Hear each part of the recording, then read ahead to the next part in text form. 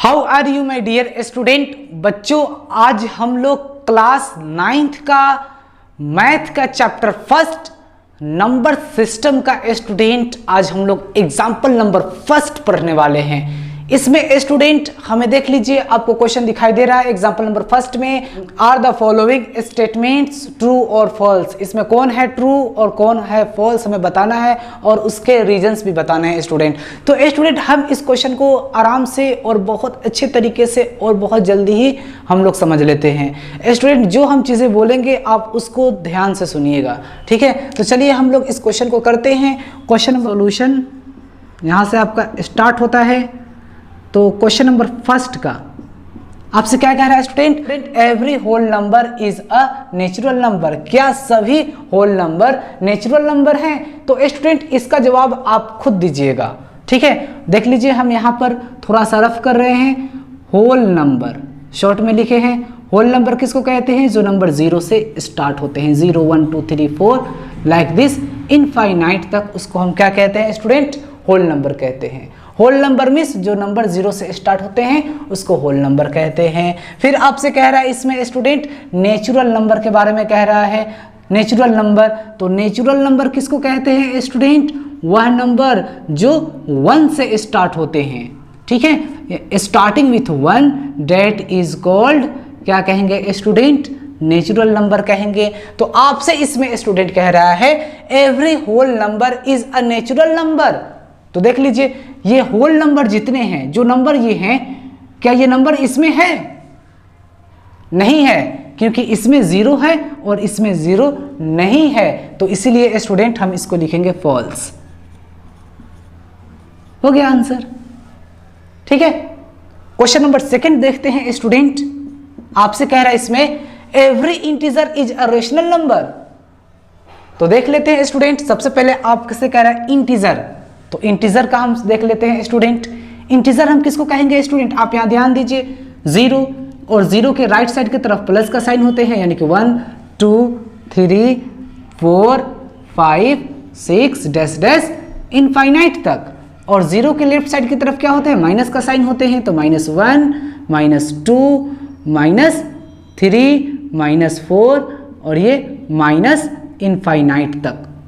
तो स्टूडेंट ये मेरा इंटीजर कह रहा है, तो ये मेरा इंटीजर है, ठीक है।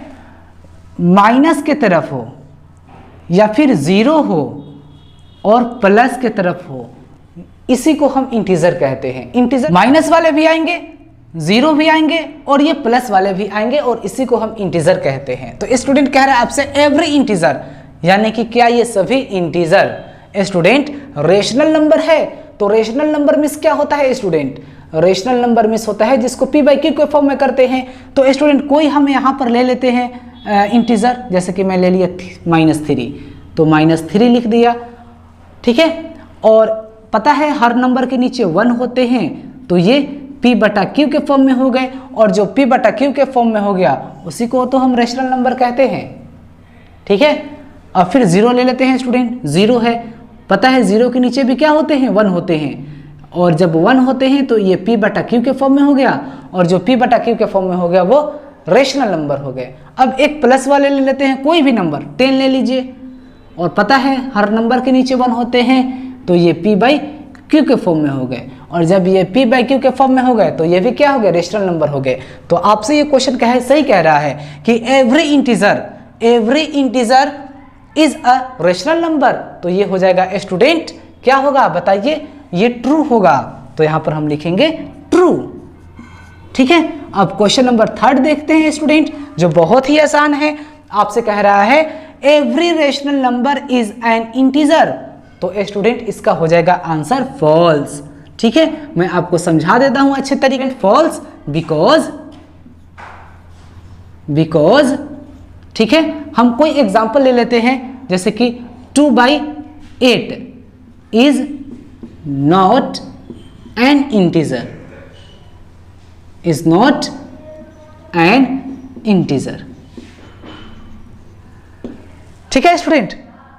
मैं यही लिख लिया हूं, फॉल्स लिख दिया, और यहां पर ये मैंने क्या दे दिया स्टूडेंट? ये इसका रीजन दे दिया, ठीक है। यानी कि मान लीजिए कोई नंबर 2/8 है, तो 2/8 इसमें दिखाई दे रहा है आपको? बताइए, नहीं दिखाई दे रहा है। और जब ये 2/8 आपको दिखाई नहीं दे रहा है तो इसका मतलब ये है कि ये इंटीजर क्या है, नहीं है। तो इंटीजर नहीं है तो क्या है, वो रेशनल नंबर है। तो इसे तो ये इंटीजर जब नहीं है तो क्या है, रेशनल नंबर है। तो आपसे कह रहा है कि every rational number is an integer, तो नो, यानी कि फॉल्स हो जाएंगे, false, because 2/8 is not an integer. ठीक है, आगे चलते हैं क्वेश्चन नंबर 2 पर। नंबर 2 पढ़ते हैं। इसमें आप नंबर्स बिटवीन 1 and 2, 1 and 2 के बीच स्टूडेंट 5 रेशनल नंबर आपसे पूछ रहा है। कितने, 5 पूछ रहा है रेशनल नंबर 1 और 2 के बीच। तो स्टूडेंट सबसे पहले मैं आपको बता दूं नंबर लाइन खींचकर कि स्टूडेंट आपको जैसे पता है कि मान लीजिए ये 0 है और ये 1 है और ये 2 है। 0 के राइट साइड के तरफ प्लस वाले साइन होते हैं, दोनों प्लस प्लस के साइन हैं। ठीक है स्टूडेंट, तो आपसे ये कह रहा है ये 1 है और ये 2 है। तो सबसे पहले स्टूडेंट मैं आपको बता दूं कि 1 और 2 के बीच इनफाइनाइट होंगे स्टूडेंट रेशनल नंबर। कितने होंगे, इनफाइनाइट होंगे, अलॉट ऑफ होंगे, बहुत सारे होंगे, जिसको गिनती भी नहीं किया जा सकता है, बहुत सारे होंगे। जैसे कि 1.1, 1.2, ये तो बहुत बड़ा है, बहुत छोटे से छोटे फ्रैक्शन में, यानी कि रेशनल नंबर में स्टूडेंट बहुत छोटे से छोटे होंगे। ठीक है, और यूं समझ जाइए कि इनफाइनाइट होंगे आपके रेशनल नंबर 1 और 2 के बीच। तो इसी में से हमें 5 हमें क्या करना है स्टूडेंट, रेशनल नंबर हमें लिखना है 1 और 2 के बीच। 1 और 2 के बीच 5 हमें लिखना है, बस सिर्फ 5 ही, लेकिन होते हैं इनफाइनाइट, बहुत सारे होते हैं।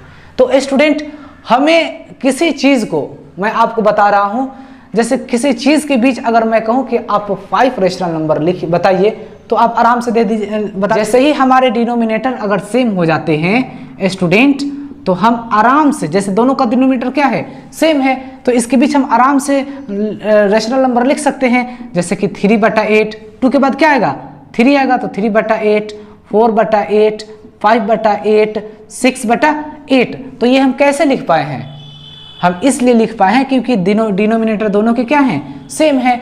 तो यहाँ भी दोनों का हमें डिनोमिनेटर क्या करना पड़ेगा, सेम करना पड़ेगा, तो आराम से निकल सकता है। तो चलिए हम लोग सेम करते हैं स्टूडेंट।